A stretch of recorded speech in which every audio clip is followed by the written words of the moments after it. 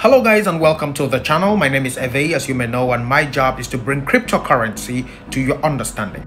Every other day I bring educational crypto content on this channel, so if that is what you're interested in, take a second to like the video and subscribe to the channel because you won't want to miss more important and value-packed videos like this one.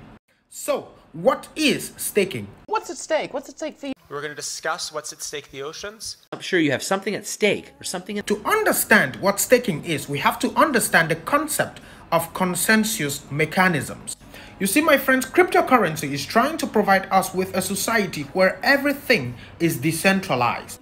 Now, this means we will not have any single person or entity in control of something that affects our day-to-day lives. We all have to have a part in the decision making of everything or anything that concerns our day-to-day lives. Now, a big example of this is finance, which unfortunately is controlled by a central authority, the banks. You could have a logical question. How did the banks ever gain control of finance in the first place? Like, what was the incentive to give all that power to a certain group of people? And the answer to that is to have a society where everyone agrees on one thing will not have been easy, especially regarding the technology at the time. But with the advent of blockchain and cryptocurrency, this can be changed. And that leads us to a consensus mechanism. And so a consensus mechanism is simply how a system with no authoritative figure makes decisions. And so there are various types of consensus mechanisms, but what facilitates staking in this case is the proof of stake consensus mechanism.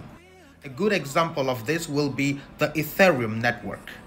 To better understand this proof of stake consensus mechanism, we have to relate it with another kind of consensus mechanism, the proof of work consensus mechanism. And a good example of this is the Bitcoin network.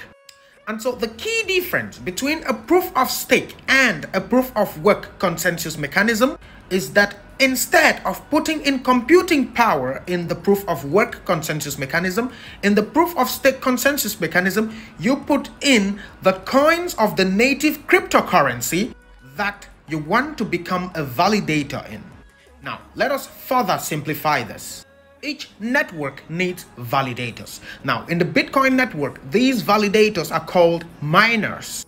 So, validating a block in the Bitcoin network is called mining that block by solving a mathematical problem. Now, this type of consensus mechanism requires a lot of computing power and electricity, which is obviously bad for the environment. Now, in the proof of work consensus mechanism, which you really need to understand this, the more computing power you have, which is called the hash rate, the more likely it is that you will find the answer to that mathematical problem and therefore validate a new block and add it to the rest of the blockchain. Now, before doing this, you have to show to the rest of the network that you found the problem and you put in the computational power necessary to find that problem. Now, this is called proof of work. You need to show proof that you put in the work. It is that much literal. When this is done, you get rewarded with Bitcoin by the network. This is how Bitcoins are created. So, how does this relate to proof of stake mechanism and how has this been changed? And furthermore, what does this have to do with staking? You see, in the proof of stake mechanism, instead of putting in computational power, you put in the coins of the native cryptocurrency that you want to become a validator in. So in Ethereum, for example, you will put in ETH. Now, how much ETH do you have to put in? So in the Ethereum network, there is a maximum and a minimum number of ETH that you can have or you need to have in order to become a validator in that network. Now, this number is 32 ETH. You cannot put in more than 32 ETH and you cannot put in less than 32 Ethereum. Now remember, you are putting this in and locking it up in the network. This Ethereum that you put in is to make sure that you will not fidget or you will not try to change the network to suit your own gains. If you do that, you will be penalized, or worst of all, your Ethereum could be burned. So you are incentivized to not fidget with the network. And so since not everyone can have 32 ETH, at the moment of making this video, Ethereum is $3,800. That is $121,600,000. Not everyone can afford that, but everyone needs to be able to even partake in becoming a validator in the Ethereum network. Since not everyone can have this, people form pools, staking pools. But you might be like, what is a pool? Like, what does pool mean in crypto? To answer that, we have to refer again to the proof of work consensus mechanism. You see, in the Bitcoin network, the more computational power you have, the more likely it is that you can validate a transaction. But if you have only a normal laptop, you cannot validate a transaction. It is very unlikely. Now, this is only unlikely because the more miners we have on the Bitcoin network, the more difficult it is to solve that mathematical problem. And so as time goes on and people begin to join this network, the more difficult it is to be solving this problem. And so every 4 years, as programmed by Satoshi Nakamoto, the Bitcoin network undergoes what we call Bitcoin halving, where miners receive half of the Bitcoin that they used to receive after mining blocks. That's a bit out of topic, so let's continue with our staking. So the joining of those computers to form a supergiant computer that has a very high hash rate or a high computational power is called a pool. So the pool is the collection of those computers with very high hash rate. In contrast to the proof of work consensus mechanism, in the proof of stake consensus mechanism, it is the joining of those coins that will form a pool. So you may call that a staking pool. They join coins together in a single wallet to form a single validator.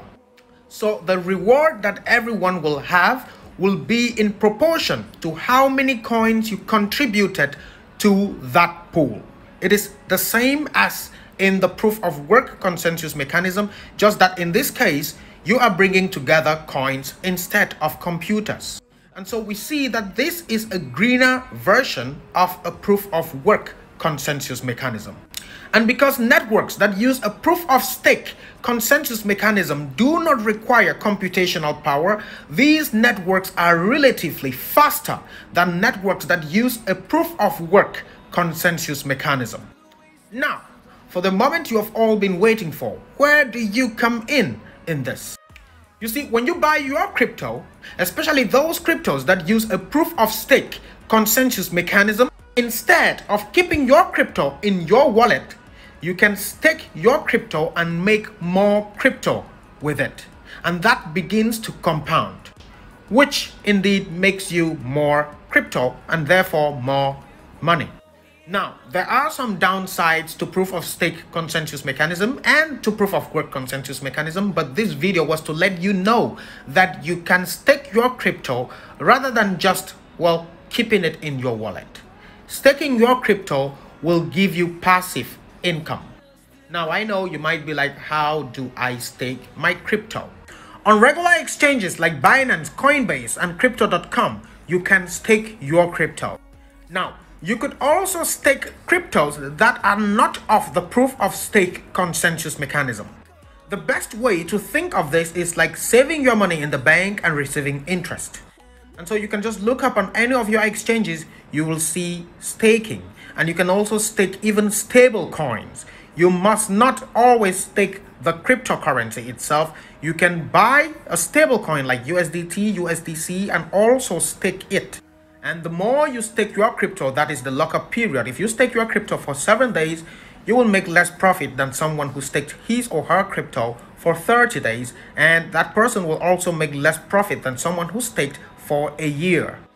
However, if you want to stake your crypto in the native network itself, like Cardano or any of these swaps like AstroSwap, they may have a certain time where you can unstake your crypto. Like Polkadot has 28 days before you can unstake your crypto. And in the Cardano network, you can unstake at any time.